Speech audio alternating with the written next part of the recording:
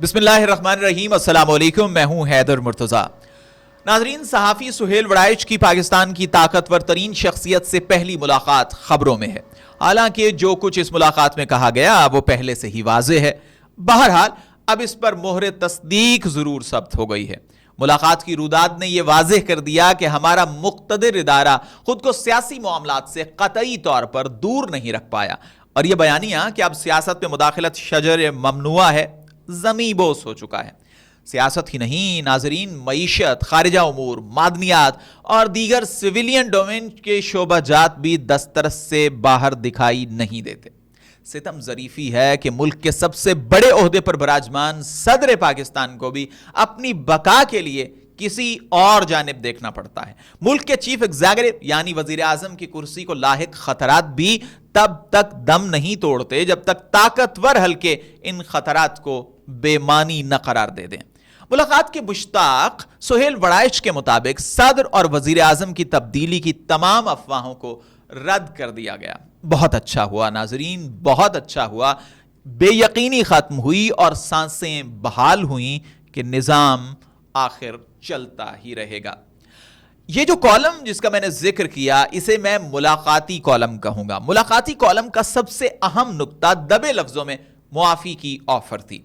और अगर हम मुआफ़ी की ऑफर की बात करते हैं, सियासी मुसालहत की बात करते हैं, तो ये सियासी जमातों का काम है। लेकिन कॉलम निगार ने जिस अंदाज से इस ऑफर की मंजरकशी की है, उससे अया है कि मुआफ़ी नामे पर दस्तखत आखिर होंगे किसके। मुल्क में कितनी ही बार आईन को पुर्जा पुर्जा किया गया, लेकिन किसी मुआफ़ी का जिक्र तक ना हुआ, क्योंकि जिसकी लाठी उसकी भैंस। वैसे मुआफ़ी और मुसालहत में बुरा ही क्या है? अय्यूबी मार्शल लॉ से लेकर पीडीएम की हुकूमत तक यही मुआफ़ी ही तो है जिसने इख्तिदार की हरीस जमातों को तख्त सौंपा है। जो अकड़ा उसकी गर्दन का सरिया ऐसा निकला कि कोई जद्दा में पनाहगुज़ीन हुआ तो कोई लंदन में। लेकिन मुश्किल यह है कि एक कैदी है जो कैद खाना पसंद करके बैठा है, उसे न लंदन जाने का शौक है न जद्दा की ख्वाहिश।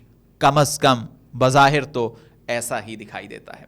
नाज़रीन, मुआफ़ी फरिश्तों का और मुआफ़ी से इनकार शैतान का वतीरा करार दिया गया। लेकिन अगर मैं अपनी नाकिस राय की बात करूं तो शैतान का सबसे बड़ा जुर्म क्या था? शैतान का सबसे बड़ा जुर्म तो यह था कि उसने अपनी हद से तजावुज़ किया था, और खुदा को यह गवारा नहीं है कि कोई उसकी अता की हुई जिंदगी में उसका रिज़्क खाकर उसकी मुतय्यन करदा हुदूद से तजावुज़ करे।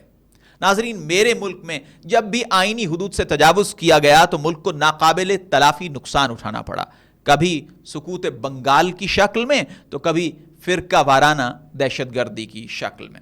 नाज़रीन, कॉलम नुमा पैगाम रसानी में यह भी जिक्र हुआ कि मुल्क की तरक्की के लिए रोड मैप बिल्कुल तैयार है। रेकोडेक पर काम शुरू होने ही वाला है, यानी वो दिन दूर नहीं। नाज़रीन, 3 नस्लें ये सुनते सुनते थक गईं कि वो दिन दूर नहीं, लेकिन वो दिन है कि दूर से दूर तर होता चला जा रहा है। वो क्या कहते हैं? जिसका काम उसी को साझे। और अगर यकीन ना आए तो मई की पाक भारत जंग को देख लीजिएगा, जब पाकिस्तान की मुसल्लह अफवाज ने वो काम किया जो उनको कायद ने सौंपा था, जो उनको आईन ने सौंपा था, जो उनका असल काम है, तो दुनिया हैरान होकर रह गई। कॉलम में ताल्लुकात खारिजा का भी जिक्र हुआ और चीन और अमेरिका के साथ तवाज़ुन की पॉलिसी रखने के आज़म का इजहार किया गया, और लगे हाथ हमने डोनाल्ड ट्रंप की नोबेल नामजदगी का तमगा भी अपने सीने पर सजा लिया। और वैसे नाज़रीन, इसमें बुरा ही क्या है?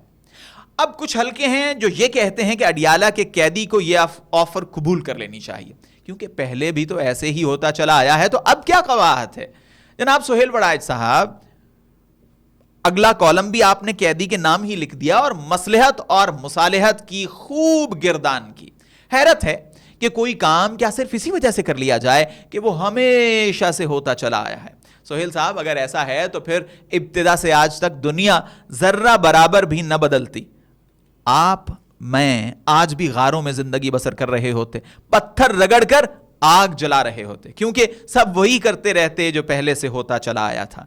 जनाबे वाला, इर्तिका, तरक्की, फरोग, पेशरफ्त, تبدیلی، یہ الفاظ بھی تو ہیں نا لغت میں، انہیں بھی تو استعمال کیا جانا چاہیے۔ ناظرین، تحریک انصاف کا ہم نے بہت مذاق اڑایا کہ آخر یہ لوگ مقتدر حلقوں سے ہی بات کیوں کرنا چاہتے ہیں، یہ مقتدرہ سے ہی کیوں بات کرنا چاہتے ہیں، یہ اسٹیبلشمنٹ سے ہی کیوں بات کرنا چاہتے ہیں، سیاست دانوں سے آخر یہ بات کیوں نہیں کرتے۔ سچی بات یہ ہے ناظرین کہ اس ضمن میں، کم از کم اس ضمن میں سیاسی قیادت کے پلے کچھ دکھائی نہیں دیتا، اور اگر کچھ پلے ہوتا تو پھر وڑائچ صاحب کے کالم کا عنوان ہی کچھ اور ہوتا۔ جاتے جاتے مجھے سابق وزیر اعظم نواز شریف کا ایک انٹرویو یاد آ رہا ہے جو انہوں نے زمانہ جلا وطنی میں دیا تھا۔ انہوں نے فرمایا تھا کہ وہ کسی کو سپر پرائم منسٹر بننے کی اجازت نہیں دے سکتے۔ دوبارہ کہتا ہوں، نواز شریف صاحب نے فرمایا تھا کہ وہ کسی کو سپر پرائم منسٹر بننے کی اجازت نہیں دے سکتے۔ جن احباب کو یہ سمجھ نہیں آتی کہ اس وقت شہباز شریف کی جگہ نواز شریف وزیر اعظم کیوں نہیں ہے، تو وہ میاں صاحب کے اس بیان پر غور کریں، بہت کچھ سمجھ میں آ جائے گا۔ اگلی ویڈیو میں آپ سے پھر ملاقات ہوگی، تب تک کے لیے حیدر مرتضیٰ کو اجازت دیجیے۔ خدا حافظ۔